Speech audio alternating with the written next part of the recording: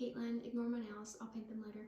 I'm going to be talking about The Dragon's Bride by Katee Robert. This is the last book that I've read of hers this year. This book is about Briar Rose. She was in a really bad relationship and she managed to get out of it with the help of Azazel, which is a demon who allowed her to make a deal in order to better her life. And then she ends up finding a husband through this deal, and his name is Soul. Their characters are deceiving. All normal names, right? Like maybe a demon's a little scary. No, Soul is like probably like a 7.5, 8-foot dragon. So, you know, and then she's obviously just an American woman, and yeah, so that happens. But you know, a lot of stuff happens throughout this book. Obviously, there's some tropes that happen that make their love flourish: forced proximity, marriage of convenience, and then it's also just savior. There's a lot of stuff, which I will get into. So I read this book on my Kindle.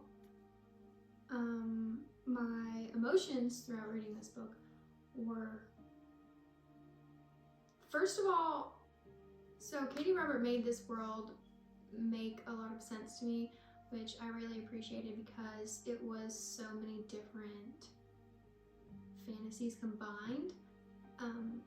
So I really appreciated that in the book. And then I had concern for Briar in the beginning because of her, you know, relationship status, and then because she was making a deal with the devil, and well, not the devil, but you know what I mean. And and then for this marriage, and then for a few other things. So I was just concerned the whole time. I did like the book. I was shocked for most of it. The genre is romance fantasy. It's kind of Beauty and the Beast, and obviously fiction. I'm gonna go ahead and do the spice rating now. I think this is kind of a 5 just because of how controversial this can be, okay? There's a size difference. There's the Beauty and the Beast. There's, you know, like hunter, prey. There's lots of things in here that, you know, make people uncomfortable to read. And that's why I'm gonna put it at a 5. I think the size difference in the hunter and the prey is the biggest thing, biggest concern, the biggest thing that concerned me. I was like, oh my god, oh my god, oh my god. But the parts of this book that I really did like were, one, I liked how the wedding ceremony was.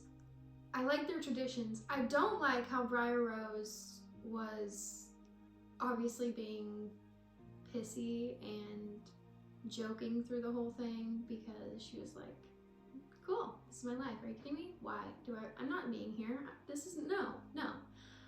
But as a whole, the idea of the wedding, the ceremony, like how it's supposed to go, super cute.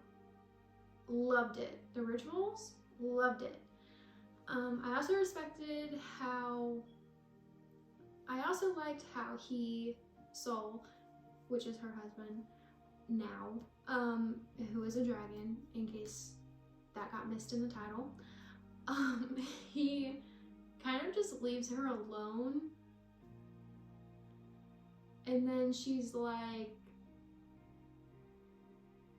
okay, are you gonna like talk to me or what? Yeah, and then they just start flirting from there, which is funny because they're married, but that's how these books happen. So I liked that. I liked his whole world. I mean, it was just written like library, indoor garden, like most comfortable things you could ever imagine. everything's close by. Like, if you want to go read a book, sit in a pond, if you want to do this, you want to do that, like, it's very, I would like to go to that world, but not like interact with a dragon. That's my preference. And then I think the last thing was just how, like, even though Azazel was a demon and he wrote this contract and he's selling these women to all these monsters, he still respects the women. He's like, listen, you don't harm them. You don't disturb their peace. You don't upset them in any way. They're to serve a purpose, but not a purpose that they won't agree with. So I really liked how he was still like, I don't care that she's your wife. You are dumb. So deal's off, bud.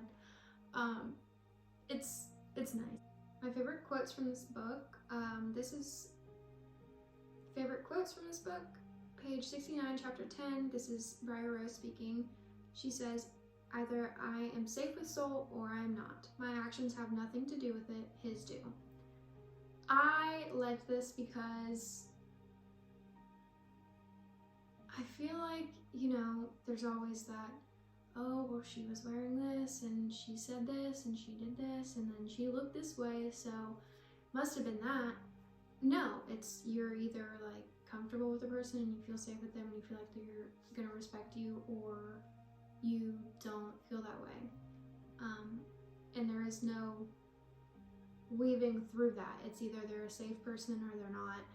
And I like that quote because it's the truth. Like, she doesn't control how he treats her. That's his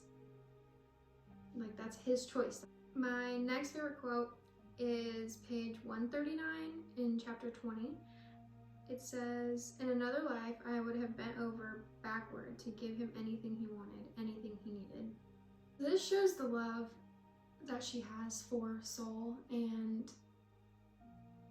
then as this quote continues and as she continues, well, she's thinking here, she's not speaking, but it's just kind of,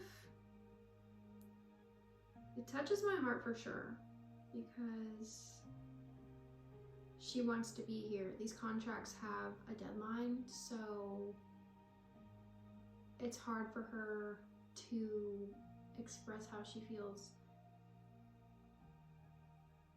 and feel it how she should instead of feeling it with pain because of that deadline.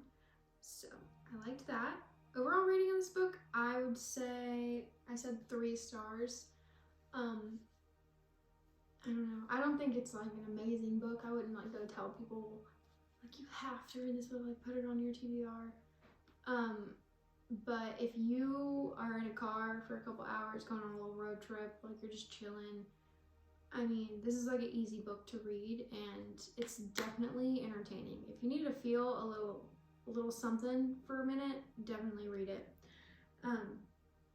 That is all I have to say about this book. I hope you enjoyed this book club today. Thanks for letting me annoy you, and I'll catch you next time.